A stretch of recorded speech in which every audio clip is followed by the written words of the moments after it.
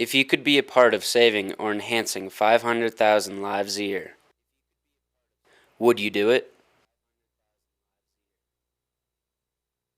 We want you to know about a national effort that impacts the lives of thousands, maybe even someone you know.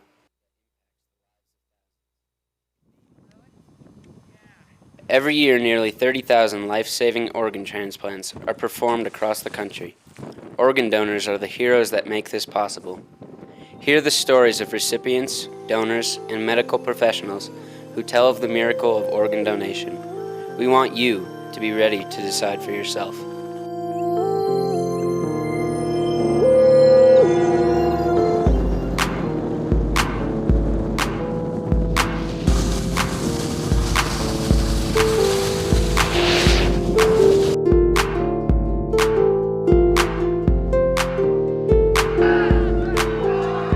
The doctor told me I had to start thinking about a transplant. Yeah, 10 years ago I had a kidney transplant. I'm a heart transplant survivor, 3 years now. And a liver transplant recipient. I received a live liver transplant. Had my heart transplant November 20th of 1995.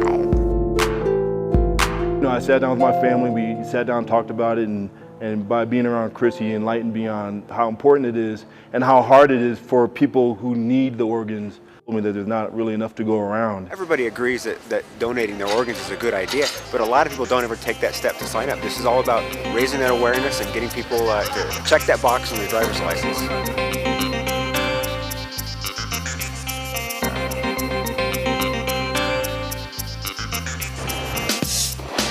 Hi, I'm Chris Klug, liver transplant recipient and bronze medalist snowboarder. Almost 10 years ago, I received a life-saving liver transplant. I'm here today because of the heroic and selfless decision of another family.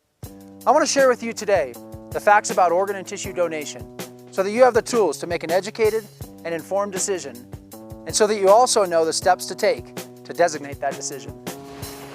I've been snowboarding for almost 25 years. In 1998, I had a chance to represent our country in snowboarding's first Winter Olympic Games in Nagano, Japan, where I finished in 6th place.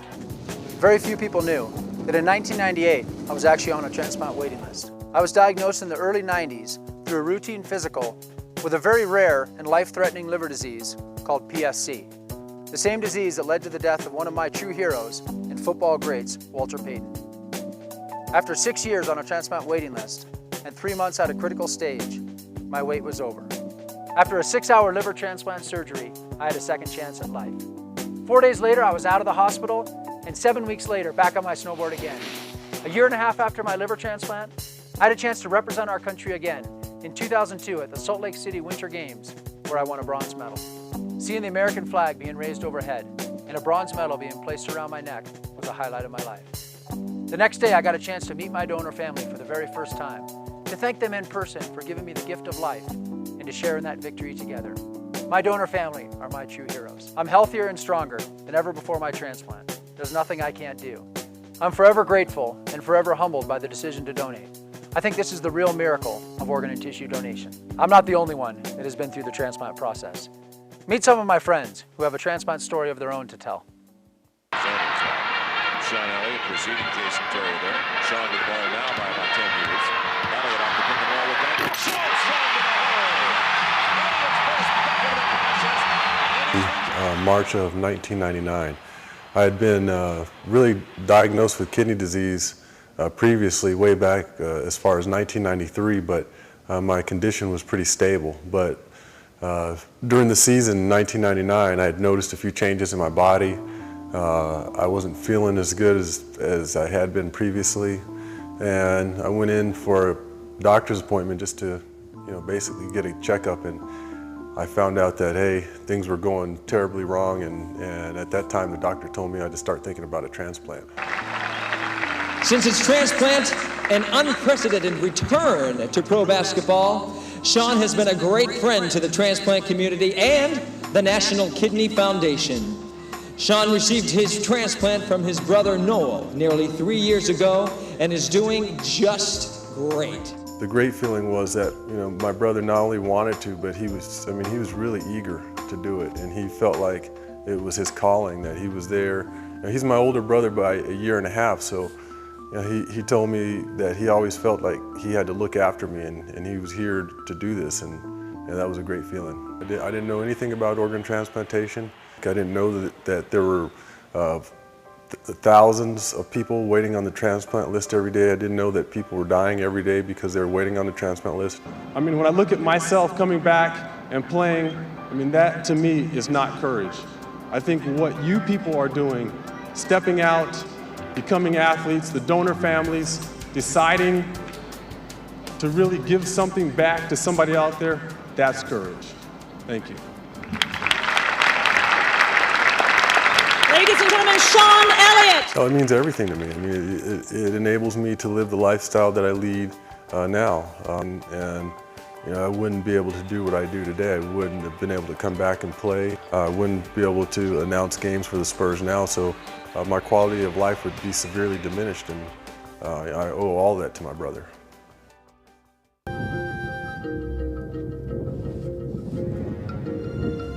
The reason why I have a heart transplant is not because of a lifestyle that was conducive to put me in poor health, and not because of any kind of family history, but because I caught a random virus that really could have attacked any other part of my body, but for some reason it just found a home in my heart. Okay. When I first got my heart transplant, it was in 1995, it was right after Christmas. And my husband gave me a beautiful gift, and that was a charm bracelet that was naked of charms. And he presented it to me as if this is a new beginning, and I want to fill it with milestones that you have with your new heart. But the way I looked at this was, it'd be kind of fun to fill it with mountains that I climb with my new heart. And there it began. Through my personal experience, I did, when I turned 16, I checked that box on my driver's license.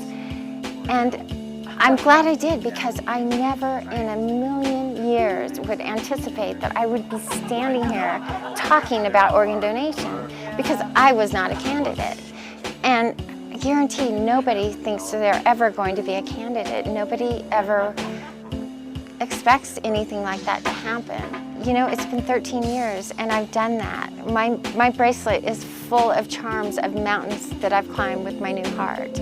I feel like there's nothing but opportunity ahead of me, and I have no fear of length of life, years left, what might happen, you know, all these things that a lot of people living with conditions have, and I just feel like the world is mine. Donors are the miracle of donation. They say yes to helping others. Most of the time, their gift benefits complete strangers, and their decision to donate comes at a very difficult time for the donor family. I'm proud to introduce my friend, donor father Bob Wade, to share the heroic story of his son Robbie. My son Robbie was a very adventurous young guy, and he was also a very compassionate young man, and I think that was a wonderful blend. I do know that when he got his license at 16, that it had the little heart on it. He had chosen at that time to be an organ donor. That's the kind of person he was.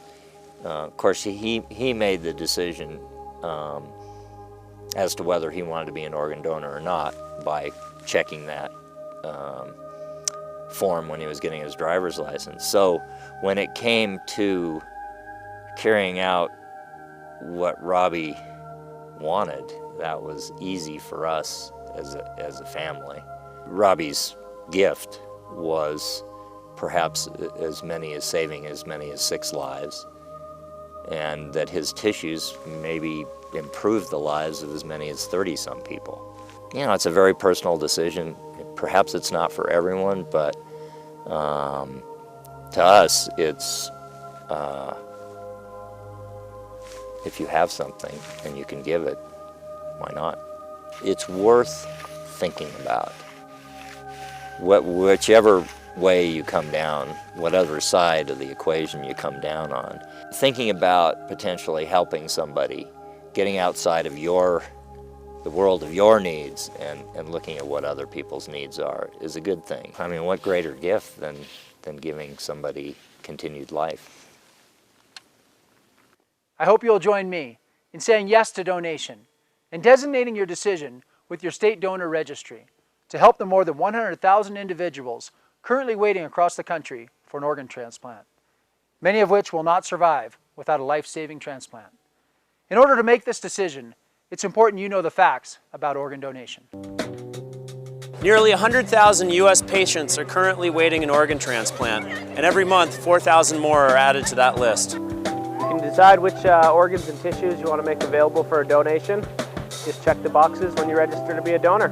One donor can save up to 8 lives through organ donation and up to 50 lives through tissue donation. Every 12 minutes, another name is added to the organ transplant waiting list. Help do your part in saving lives. Every day, 18 people die waiting for the transplant of a solid organ, such as a heart, liver, kidney, pancreas, or lung. Over 90% of Americans support organ transplantation, but only 30% know the steps needed to become organ donors. About the guy I read about on the internet that woke up in a tub of ice with his kidneys missing and being sold on the black market.